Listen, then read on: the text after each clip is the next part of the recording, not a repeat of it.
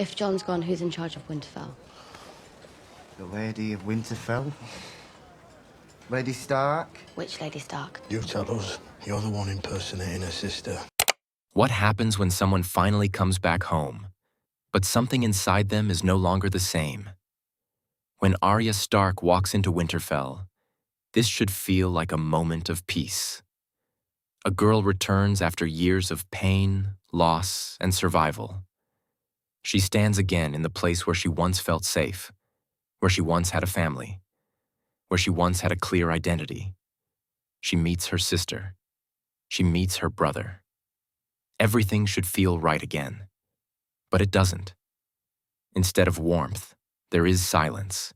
Instead of comfort, there is distance. I saw you at the crossroads. You saw me? I see quite a lot now. Instead of emotion, there is control. And that is because this is not just a reunion. This is a psychological collision between who Arya used to be and what she has become. The return that feels empty. When Arya reaches Winterfell, the first thing that stands out is not excitement, but calm. A very controlled calm. Even when the guards stop her, question her, and refuse to believe her, she does not react emotionally. There is no frustration, no anger, no urgency to prove herself. She does not try to convince them in a desperate way. She simply states who she is and remains composed. This behavior tells us something very deep about her psychology. A person who still seeks connection would try harder to be believed. They would feel hurt, maybe even offended. But Arya does not, because she has lived too long in a world where trust is rare and identity does not protect you. Her brain has adapted to a reality where being misunderstood is normal. Tell Sansa her sister's home. Lady Sansa is too busy to waste a breath on you, just like us. So for the last time, fuck off. So she no longer depends on others to confirm who she is. When someone goes through long-term survival and trauma, their brain changes in a very specific way. They stop expecting fairness. They stop expecting safety. They stop expecting others to understand them. Instead, they become self-reliant. They build a mental system where they trust only themselves. Arya has reached that point. She is no longer looking for recognition. She exists with certainty inside herself.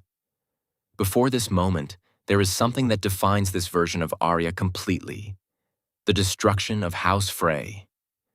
When Walder Frey's family is poisoned, Arya does not behave like someone driven by emotional revenge.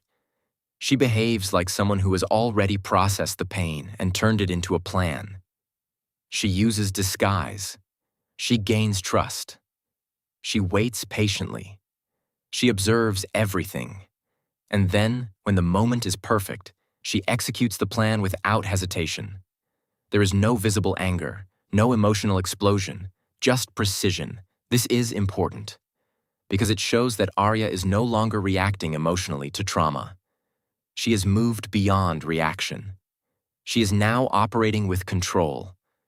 Violence has become a tool for her, something she uses strategically, not something that overwhelms her. When violence becomes structured like this, it means the brain has normalized it. And once something like that becomes normal, it changes how a person sees everything. It removes hesitation. It removes emotional resistance. It creates a mindset where decisions are not guided by feelings but by outcomes. This version of Arya is the one who enters Winterfell. Not the child who once ran through these halls, but someone who has trained herself to disconnect from emotional attachment. As she walks through Winterfell, everything around her is familiar: the walls, the paths, the spaces where she once lived. But she does not react to any of it emotionally. There is no visible nostalgia, no moment where she pauses to feel something deeply. And that tells us something powerful. Home is supposed to feel grounding. It is supposed to reconnect you with your identity. But for Arya, home does the opposite. It reminds her of a version of herself that no longer exists. And that creates distance instead of connection. When a person changes too much, even familiar places stop feeling familiar. Because those places are connected to memories, and those memories belong to a different version of the self. Arya is physically in the same place, but psychologically, she is somewhere else. And if you want to understand how she reached this mindset, I have already done a full psychological breakdown of Arya poisoning House Frey on my channel. You can watch that video, the link will be in the description. It will give you a deeper understanding of how her mind evolved before she returned home. Sansa Bran, and the distance between them. When Arya meets Sansa Stark, this should be an emotional reunion.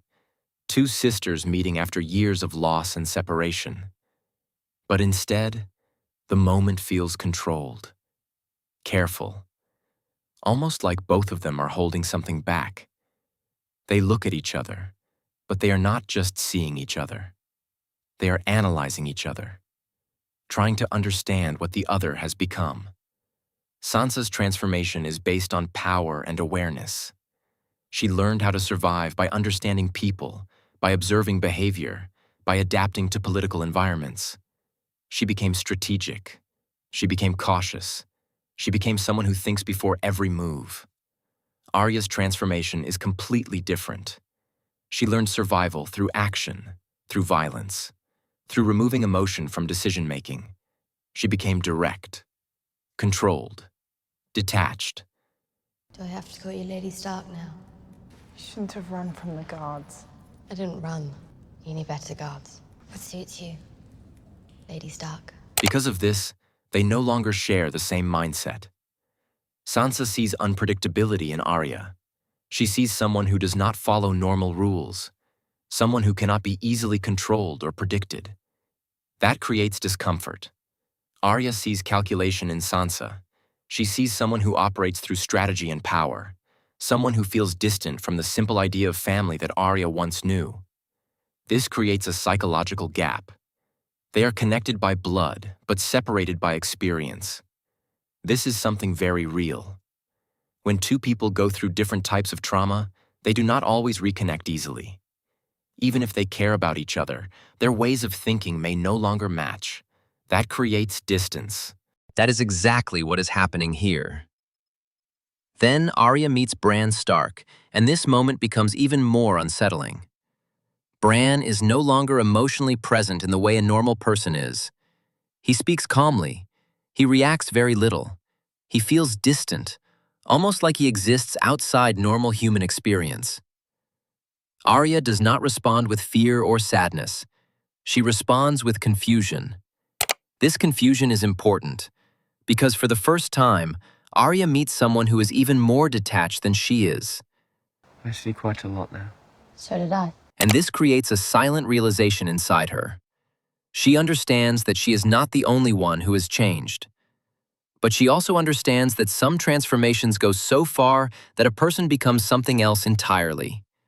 This moment acts like a mirror. Arya sees Bran, and in a different way, she sees her own detachment. Because both of them have lost something human, but in different ways. The real battle. Identity and the cost of survival. The biggest psychological struggle in this entire sequence is identity. Arya spent years becoming no one. She trained herself to let go of her name, her past, and her sense of self. This allowed her to survive. It allowed her to act without hesitation. It protected her from emotional pain. But now she is back in Winterfell, and everything around her is telling her something else. You are Arya Stark. This creates a deep internal conflict. Inside her, two identities exist at the same time. One is the girl who belonged to a family, who had emotions, who had connections. The other is the survivor who learned to remove identity in order to stay alive. These two identities cannot fully exist together, and that creates tension inside her mind. Identity is not just a label. It shapes how a person thinks, feels, and connects. Arya is now standing between two versions of herself, and she cannot fully choose one without losing the other. Go ask Jon Snow then. The king in the north. He's my brother. He's 1,000 miles away. Look, it's cold and we're busy, so you know, best fuck off. If John's gone, who's in charge of Winterfell? This is why she appears so controlled, so calm, so distant. Not because she feels nothing, but because she has trained herself not to express what she feels. When someone experiences too much pain for too long, the brain protects itself. It reduces emotional expression. It creates distance between feeling and action. This allows survival, but it also creates isolation. Another important change in Arya is her relationship with violence. At Winterfell, there is no immediate danger, but her brain is still in survival mode. Because when the brain adapts to danger, it does not switch off easily. It stays alert. It stays ready. It continues to expect threat even when there is none. This is why peace feels unfamiliar to her. Calm feels unnatural. She is not struggling to survive anymore. She is struggling to live without survival. And that is much harder. Because survival mode is simple. It is focused. It is direct. But normal life requires emotion, connection, and identity. And those are the very things Arya has distanced herself from. This is the hidden cost of everything she has been through. She survived. She made it back home. She completed her revenge. But in doing so, she lost parts of herself. She lost emotional openness. She lost a sense of belonging. She lost a stable identity. She can still function. She can still think clearly. She can still act with precision. But internally, something has changed permanently. And that is why this scene feels heavy. Not because something dramatic is happening, but because something silent is happening. This is not a reunion. This is a reintroduction. Three people who share the same past are now meeting again as completely different versions of themselves. If you enjoy deep psychological breakdowns like this, make sure to subscribe to The Mad Crown and don't forget to comment. Do you think Arya is still the same person inside? Or has she completely become someone else? Thanks for watching.